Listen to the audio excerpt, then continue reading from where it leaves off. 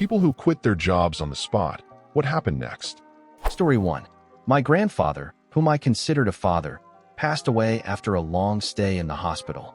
We were closer than he was with his own children, and our bond was truly special.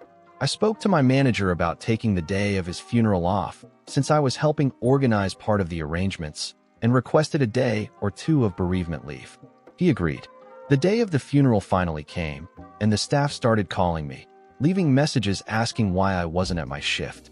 While I was in a suit hosting family members at the funeral home, they told me I needed to find someone to cover my shift or face repercussions.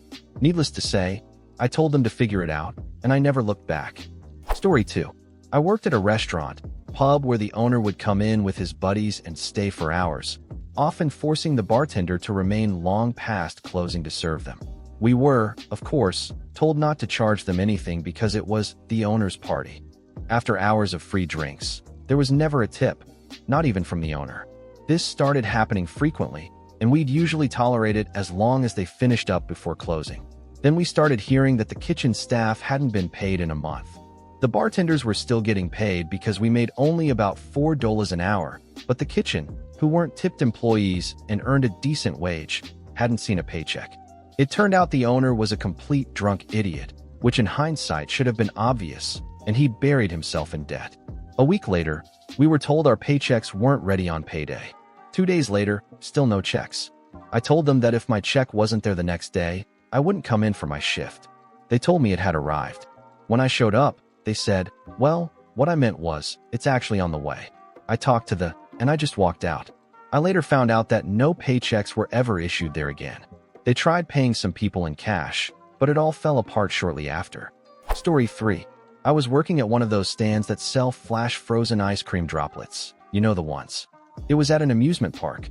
One hot summer day, I was standing in the sun in front of my -40-degree freezer, somehow both burning and freezing at the same time.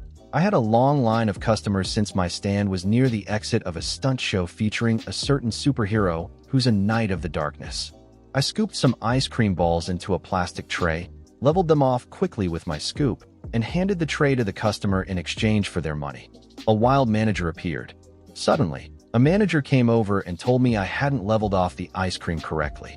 He took the scoop and bowl from my hands, leveled it exactly as I had just done for the previous customer, dumped it back into the freezer, and made me do it again, while standing right over my shoulder. Meanwhile, the line of customers was still growing. So I did it again, and once more he wasn't satisfied. He berated me, made me dump it out, and told me to do it again. I repeated the exact same thing a third time, and somehow this time he was fine with it before wandering off to go bother another teenager making minimum wage. Now I was completely confused about what I'd done wrong, with a line of customers staring at me, feeling humiliated. So, I decided to overfill every container and hand them out to each customer, without taking any money. Then I simply walked to my car and drove home. I never turned off or secured my register, never officially quit, never said a word to anyone. I just walked away. If I was doing something wrong, fine, but there's never a time when it's appropriate to scold and humiliate an employee in front of customers. I haven't been back to that amusement park as an employee or a customer since. Story 4. I took a week off work while my dog was dying. At that point, I had over 130 hours of saved PTO at a part-time retail job I'd been at for 18 months. Needless to say, I rarely called out, often covered for others, worked every holiday, and genuinely loved my job. Anyway, on day 4, I got a call from my manager. She said she was sorry about my dog, but they had a business to run, and if I didn't come in the next day, they'd take it as my 2 weeks' notice. I looked down at my 15-year-old, 6-pound dog lying in my lap, unable to eat on her own, unable to control her bladder or bowels, completely dependent on me for care and affection in her final days, and I told my manager that I absolutely would not be coming in. I hate that it ended that way, especially since that manager left a few months later and I likely would have gotten her job. But when I think about my little pup, how perfect she was and how much she loved me, I know I wouldn't have done anything differently. Maybe I would have gone above my manager's head, but that's it. I loved that dog more than I've ever loved anyone or anything in my life. I was with her every minute of every day until I took her to the vet to end her suffering. And aside from a short period after her final vet visit, Her ashes have been with me every day since. ETA, thank you for the awards and all the lovely, kind comments. She was my sweet little princess, and I still think about her all the time, even a year and a half after she passed. I've shared more details about her and the end of her life elsewhere on Reddit, but given the positive response, I'd love to share more about my girl. It's long, so don't feel bad if you don't read it. I got her about a month before she turned 5 from her original owner. She was around 9 pounds when I got her, extremely overweight for her size, but I quickly got her down to a healthy 7 or 8 pounds. I was very young and already married. I'd suffered 2 miscarriages that year, was unhappy with my husband, and lonely. So, I got a dog. We drove about an hour to get her, and by the time we got home, we were completely bonded. She was with me through everything, my separation and divorce, living alone for the first time, moving back home, moving away again. At one point, I was living in a basement apartment and working nights. Sadly, I was told she cried and howled all night. I had just moved there and couldn't move again so soon, so she went to live with my parents. When I was finally able to move again, I found out she had gone blind over the last few months. I hadn't been able to visit because I was working 80 hours a week to save money to move, and my mother had simply neglected to tell me.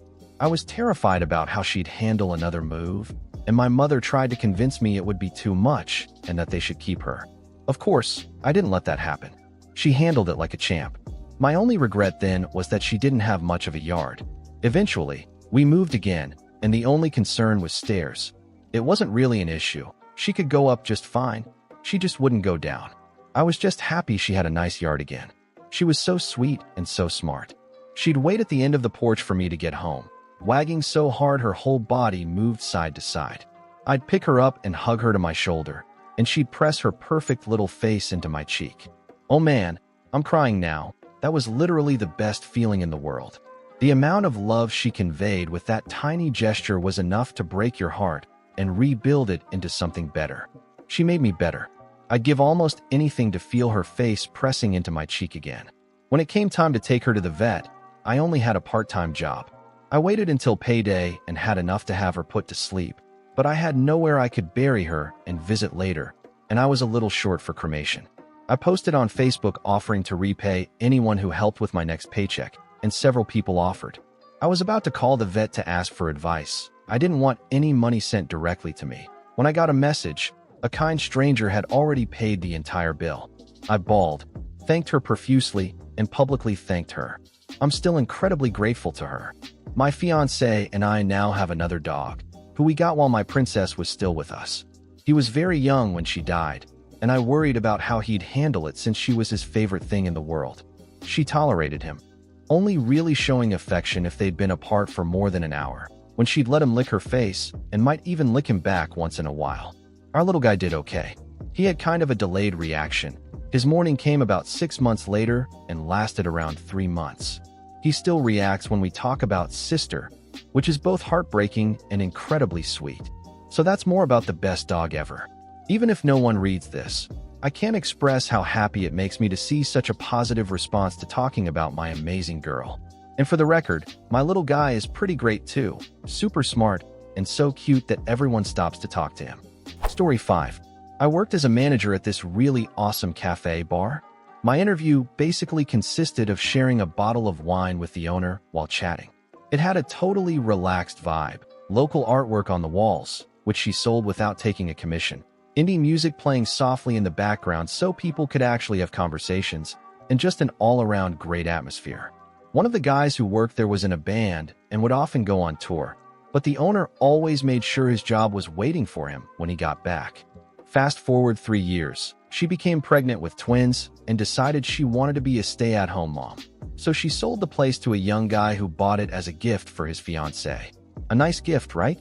Well, it soon became clear that he did it because she couldn't actually hold down a job, apparently. Even the simplest tasks were completely beyond her. It took me 4 weeks to teach her how to use the coffee machine. She spent her evening shifts giving freebies to her friends and completely gave up on using the panini press. After finally mastering the coffee machine, she announced that they were going to redecorate. We were told we'd have to either take a week off unpaid or use our holiday time. Everyone was forced to use their holiday time. When we came back a week later, We barely recognized the place. The cozy cafe had been turned into a sterile white space with huge TVs blaring dance music in a room with only 12 tables, so loud we couldn't even hear the customers. We checked the new rotas and saw that my hours had been cut by 10 a week, and the band guy had lost 20. Naturally, we asked what the hell was going on. She told us she could run the place without us, so she'd cut our hours. We asked if they could at least delay the new schedules by a month so we'd have time to find extra work elsewhere. I was fine since I had a second job that wanted me full-time anyway, but the band guy wasn't so lucky. She said that since we didn't have contracts with her, she didn't have to give us any notice. Not gonna lie, I was furious. I took off my apron, set my keys on the counter, and said, "Well, since we don't have a contract, I don't have to give you any notice that I quit." Then I walked out and never went back. The place shut down within 3 months. Story 6. I got a job at Costco and was told I'd be working in produce, making $18.75 an hour. I was really excited to start because I'd always heard great things about working there. On my first day, I showed up and they said, "Sorry, there was a miscommunication. The produce job's been filled. The only position open now is cart pusher. You'll need to fill out your pay sheet again." Oh, and it's $12 an hour. Desperate to put food on the table, I took it. I was furious, but I needed the work. I put on my safety vest, hat, and the rope for collecting carts, and as I walked outside, I passed all these employees chatting and laughing in their air-conditioned workspace. Meanwhile, there I was, stepping out into 105 degrees heat, bitter that I couldn't enjoy the simple luxury of AC, or the $18.75 an hour job I'd been promised. After about 4 hours out in the heat, I was told to go on lunch. Costco's lunchroom is set up with a TV that plays nothing but Costco propaganda videos. I sat there eating my PB&J sandwich and started looking for new jobs on my phone. Before I knew it, lunch was over. When I stepped back outside, the sun felt even worse, my skin a little redder than before. As I headed toward a long line of carts, I saw one of my old co-workers walking into shop, a great guy with a big heart. He told me there was a dog locked in a car with the windows rolled up. I walked over and saw a little corgi panicking inside, clearly suffering from the heat. I ran to my supervisor and told him what was happening, asking if they could make an announcement over the PA system. Word for word, he said, "Sorry, not our responsibility. We're not doing anything about it." I replied, "If you're not going to do anything, I will." He warned me I'd likely be fired if I got involved because it was a liability. Heartbroken and angry, I went to the back of the parking lot and called the police. They showed up and took care of the dog. A couple of hours later, about 6 hours into my 8-hour shift, I saw a small woman struggling to load her groceries into her car. I went over to help. She was incredibly kind and asked if I liked my job, saying I seemed like a pleasant and smart young man. I was honest and told her exactly what had happened that day. She smiled and told me she owned a medical supply company, and if I wanted a new job, she could start me the next day at $20 an hour with performance bonuses. The facility had air conditioning and was only 10 minutes from my house, compared to Costco, which was 25. I walked back to my supervisor, handed over all of Costco's gear, and told him, "Costco is a cult. No company should ever treat an employee the way I was treated on my first day." Then I walked out. I worked for that medical company for 2 years. The entire staff was family. Even Grandma worked there. Every Friday, she'd cook an authentic Chinese buffet lunch, and we'd all eat together at the big conference room table. We used to joke that I was their long-lost American son. I still call my old boss every few weeks. I miss working there, but now I own and operate 2 businesses of my own. Know your self-worth. Story 7. I worked for Washington Inventory Services as a high-end auditor and generally got paid very well. Things were great for most of my time there, but about a year ago, our area manager took a deployment contract in Afghanistan, and the company brought in a brand new AM to replace him. While she learned the ropes, our regional manager, RM, oversaw a lot of things. At first, the new AM was pretty nice and easy to work for, but after she started getting chewed out daily by the RM, everything changed. She began running things terribly and treating us like we weren't even human. My ex and I were considered heavy hitters, so we were constantly dragged from one job to another after finishing the first. We worked 14-hour days back to back with no days off. It took a major toll on our relationship. We both started developing serious anxiety and depression. There were 2 times I walked away from that job. The first was because I have asthma. I had repeatedly asked not to be scheduled in farming supply stores or home improvement stores because the dust and allergens trigger asthma attacks for me. When the new AM and RM took over, they put me on those jobs again. When I confronted them, they said I should have mentioned that when I was hired, which I absolutely had, and I reminded them again after they took over. Still, I bit the bullet and worked the job. Sure enough, I had an asthma attack. While I was mid-treatment, the RM told me I was finished with the company if I didn't get back to work. I got up, walked out, and had my girlfriend come pick me up since I had ridden there on the company shuttle. The company had 2 offices, a local office for general jobs and a dedicated Walmart office for Walmart audits. I was friends with the Walmart AM, so I told him what happened.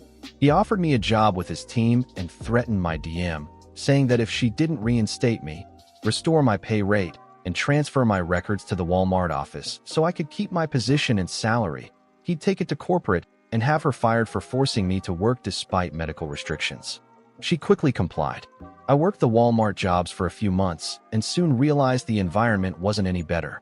Management constantly treated us like garbage. No respect, no value, just numbers on a spreadsheet. Eventually, I put in my 2 weeks' notice. I also told them I'd need to leave a job early before my notice period was up because my girlfriend's family was going through a serious crisis and I wanted to be there for them. When that day came, I turned in my equipment as planned and got ready to leave, something I'd already had approved.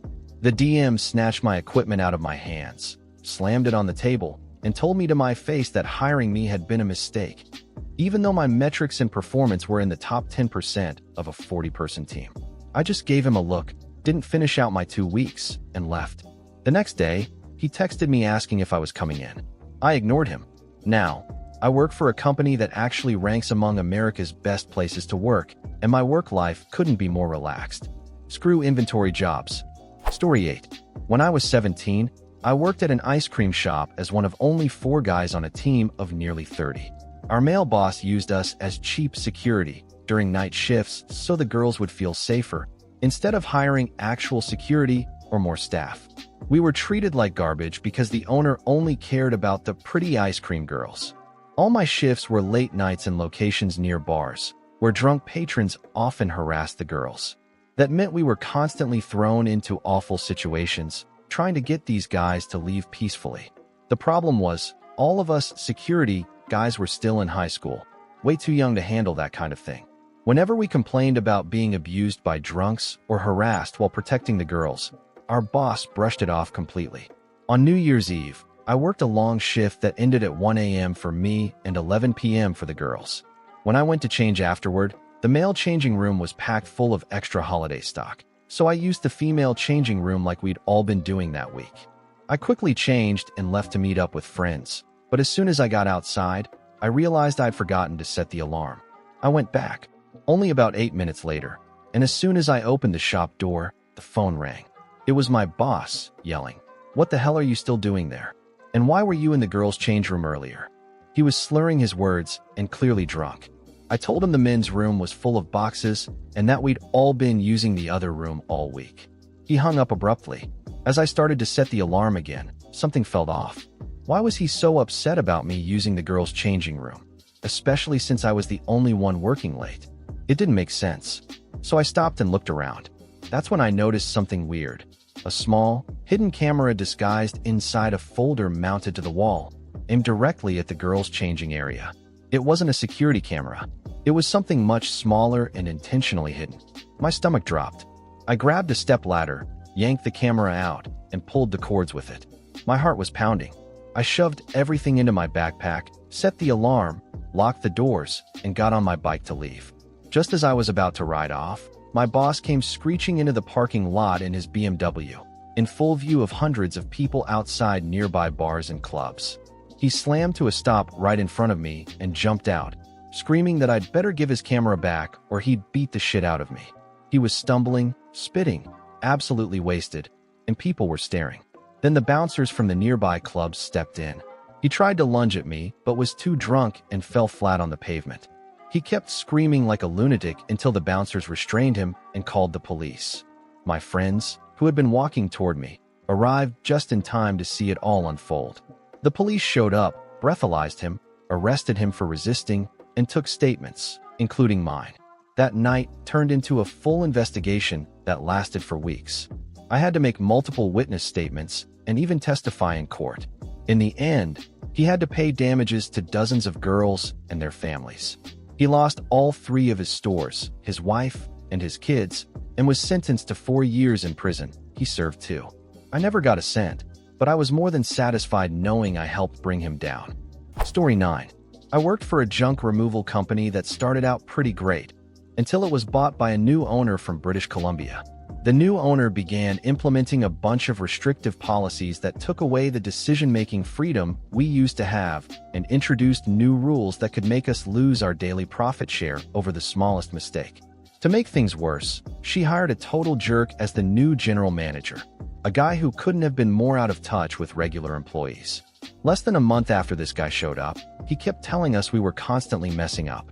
According to him, our location had the worst records in the entire company, the worst driving reports, and basically everything else he could complain about. He seemed to thrive on tearing us down. One particularly busy day, instead of letting us start work, he decided we needed another performance meeting so he could scold us again. Even though we just had one the week before, they were supposed to be monthly. The meeting was scheduled for 7:30 a.m., and he planned to lecture us for half an hour before sending us out on one of the busiest days of the month, where we'd be expected to work as fast as possible without making a single mistake. The stress from all the new rules, the constant criticism, and the impossible expectations finally broke me. So instead of going to that meeting, I called him at 6 a.m. and told him I wasn't coming in, ever again. He begged me not to quit and asked if I could at least work that one day, but I told him, no, go screw yourself, hung up, and blocked his number along with all his associates. Then I went back to sleep. Now I work for myself, and from what I've heard, a ton of people quit after I left. I can't imagine that company will stay in business much longer. Story 10. I was a senior production supervisor at a factory and needed an office for the mountain of paperwork my job required. One day, my manager decided that the boss's son needed my office more than I did, because apparently, he was more important. This kid had literally just graduated from university and didn't know his ass from his elbow. His role in the company was basically to wander around getting feedback from the staff to see if they could come up with innovative ideas. No paperwork, no real responsibility, just a notebook to pass along ideas to daddy. At 8 a.m., my manager told me I no longer had an office and that I'd have to do all my paperwork in the canteen. I asked, and where exactly do you propose I put my 3 filing cabinets? In the bathroom, maybe? His response, if you don't like it, you know where the door is. So I said, okay, no problem. I'll see you around. I packed up my stuff, loaded it into my car, and went home. By 3 p.m., I'd missed about 15 calls asking for information. I told every single one of them to talk to the owner's son. The next morning, there was a knock on my door. It was the owner himself, asking for my contact list so they could get things done. Nope, I said. That's my personal contact list. I brought it with me when I joined the company, and it leaves with me too.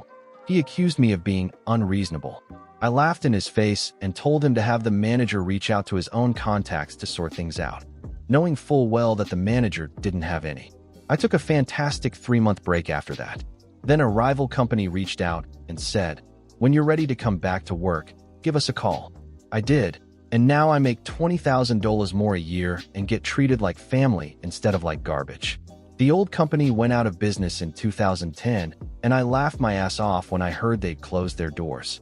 Story 11. I've worked in many call centers throughout my life, and now that I've found this sub, I'll probably share more stories later. But I'll start with the one that made me leave the industry for good. Like I said, I had plenty of experience in the field, and when I moved to a new town, I needed a quick, decent-paying job. I applied to several telesales positions, and by the end of the week, I was in training. I'd been interviewed at a solicitor's office by 2 very posh, well-spoken men in an impressive setting. They told me about the amazing package, company car for face-to-face sales, opportunities for career growth, and a salary about 3 times the industry standard. I was thrilled. I spent what little money I had on a second-hand suit and threw myself into the job. The first week of training was great. I was paid around £900, which at 22 felt unbelievable. That was before commission. In my second week, I hit the phones. I got pulled up a few times for going off script and told, "We don't run a telesales office like that. Everything we do here is above board and legal." So I stuck to the script. I made a few sales, though I knew I could have made more with some freedom. My second week, I earned around £1,500. My third week, £2,200. Everything seemed legitimate. We sold advertising for businesses, and if they signed contracts after my calls, I'd get an extra bonus once the face-to-face reps visited. These contracts were ironclad, written by the solicitor guys from my interview, and lasted up to 7 years. I was young, naive, and making more money than I knew what to do with. Life was good, even if I kept getting told off for showing too much personality on calls. Then came the day that changed everything. I was given a renewal contract for one of our long-term clients, a big spender who renewed every 2 years. My manager said the commission wouldn't be huge, but the deal was a sure thing. When I called, a woman answered. 5 minutes into the conversation, she started crying. She told me her husband, the business owner, had passed away from cancer. She said she'd never worked a day in her life, was going to sell the business, and retire to spend time with her grandkids. Then she told me she was terminally ill herself. We talked for a few minutes. I offered my condolences and let her go. I took a deep breath, tried to compose myself, and prepared for the next call. A few minutes later, I was screamed at. My manager tore into me for going off script again. Then he said the most callous thing I've ever heard. "Listen, if she dies on a 7-year contract, we get the money paid in full before her family gets their inheritance." I felt sick. I'm a big guy, and all I could think about was smashing his face in. But I needed the job, so I walked out to get some air. When I came back in, the floor manager was high-fiving staff, bragging that the contract had gone through, top-tier package, for advertising a business that belonged to a dying, grieving woman. I was absolutely disgusted. That was it for me. But before quitting, I called my mom. She's a cancer survivor and a business owner, and she knows how to handle things. She told me exactly what to do. I stayed the rest of the day, made more sales than I ever had, and even stayed late after everyone left. Then, once the office was empty, I called every single one of my customers back. I told them the truth about what was really going on. Every one of them canceled their contracts and filed complaints with the relevant ombudsman. The next morning, I left my resignation letter on my desk and walked out, feeling fantastic. The calls started coming in soon after. First, the fake friendly "sorry to see you go" calls. Then the angry "what the hell did you do" calls. Then the "we're going to sue you" threats. Finally, the desperate begging. Please call them back. I collected my final paycheck a week later, heavily docked, but I didn't care. I'd never felt prouder. I haven't set foot in a call center since, and I never will again. Story 12. When I was 20, I moved to a small town in New Brunswick for the summer. I'm French-Canadian, and the town I moved to was mostly Anglophone. At the time, I was still struggling with English and had a pretty noticeable accent. The job description I'd applied for was really vague. I thought it was a fish-feeding job for a fish outfitter. One of the locals I'd met told me some of his friends had worked there before, and all they did was go out on a boat and feed fish. Sounded like a cool, easy summer gig. I met the general manager, who was very nice. We had a quick interview, and he hired me on the spot. He asked if I could start training right away. I said sure. He brought me down to the shop, where I met the floor manager. The very first thing this guy noticed was my accent. As he walked me through the shop to introduce me to everyone, he kept shouting, "Hey, here's our new summer worker. We'll call him Froggy." For context, Froggy is an old slang term Anglophones used to call French people. It didn't bother me too much at first, so I tried to laugh it off. The floor manager then started showing me what my tasks would be. He took me into a huge industrial freezer and said, "Here, Froggy, take that pallet jack and bring that skid of frozen herring to the meat grinder." At that point, I was confused. He then demonstrated how to use a pickaxe to break chunks off the frozen fish blocks and toss them into an industrial-sized meat grinder. That's when it hit me. This wasn't the job I thought it was. I asked him, "Is this just the prep work before we go out and feed the fish?" He burst out laughing and said, "Nope, that's it. That's your job for the summer."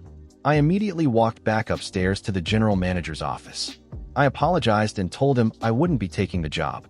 When he asked why, I explained that I'd misunderstood the job description and that it was my mistake for not clarifying.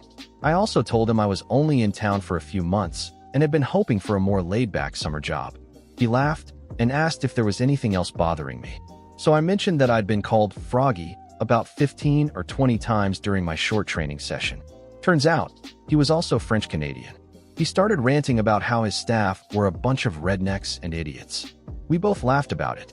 As I was leaving, he said, "Don't forget, the idiot who called you Froggy all day? He's the one who'll be doing that crappy job all summer. He's been doing it for years." I laughed, thanked him, and walked out. Story 13. I got married and was planning to move across the country to be with my spouse. I gave my job months of notice. They asked me to train my replacement, no problem.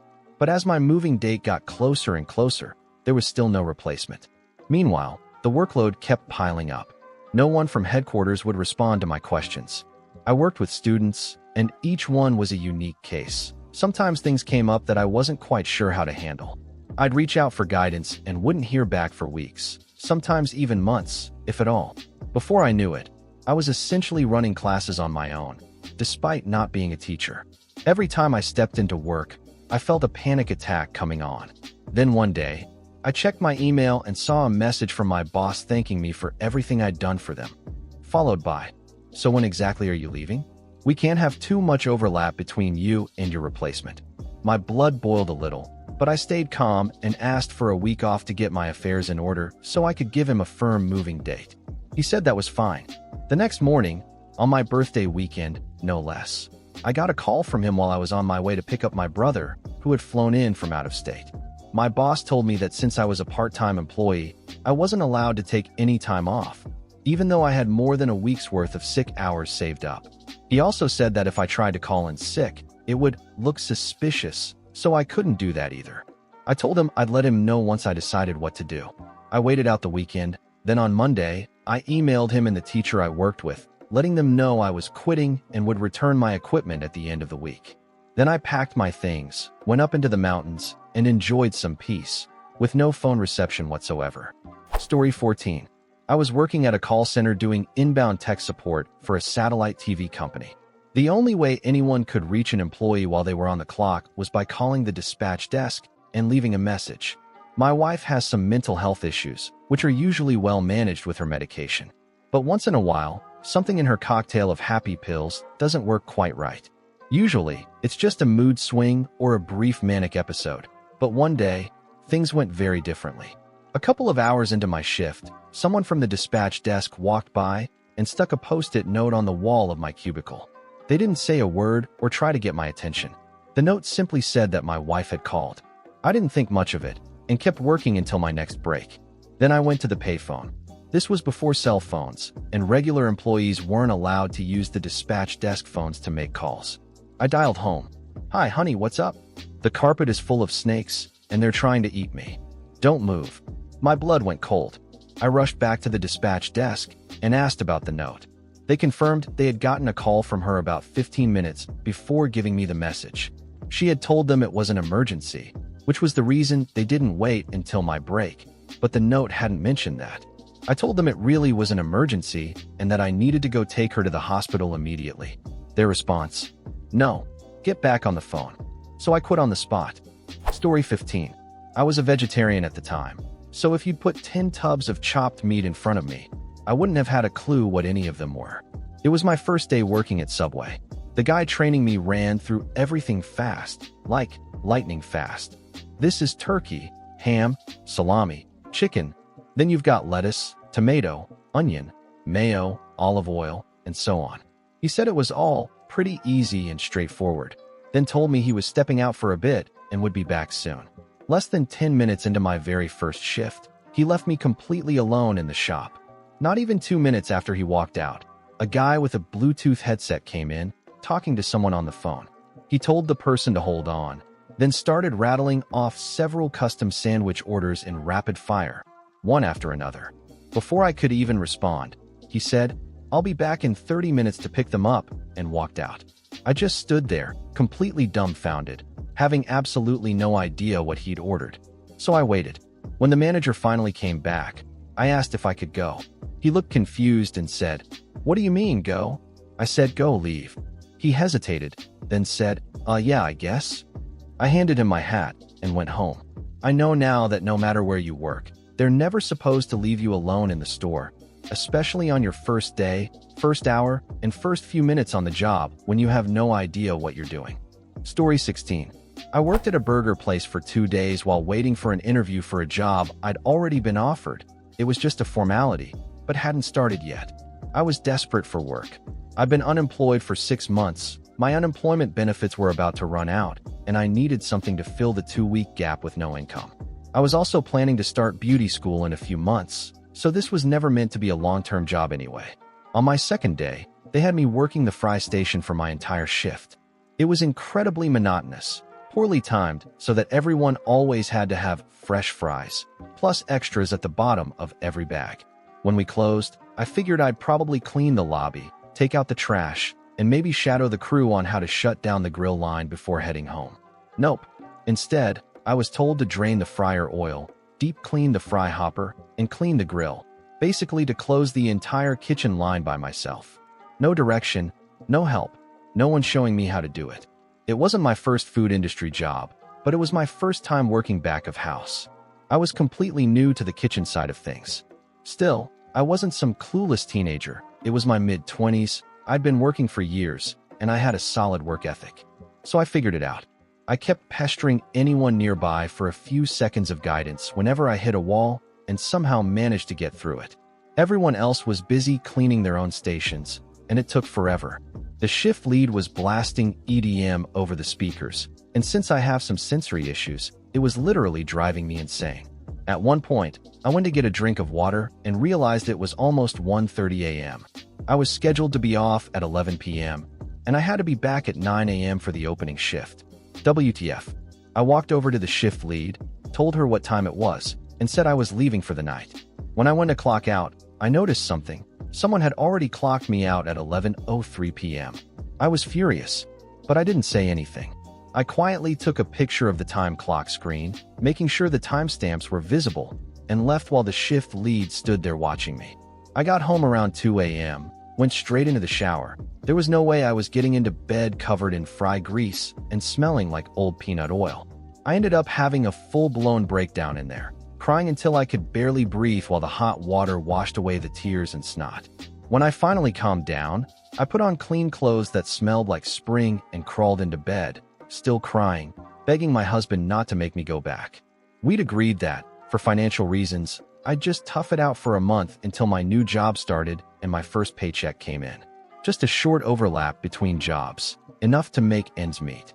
The next morning, after sleeping in until 11 and ignoring 7 missed calls, I contacted the local labor office and filed a complaint for time theft, along with several other labor violations I'd noticed in just 2 days. I ended up getting a settlement. Not huge, but definitely more than the $30 that Chain actually owed me. It was enough to cover my beauty school tuition and even buy a decent pre-owned Nissan.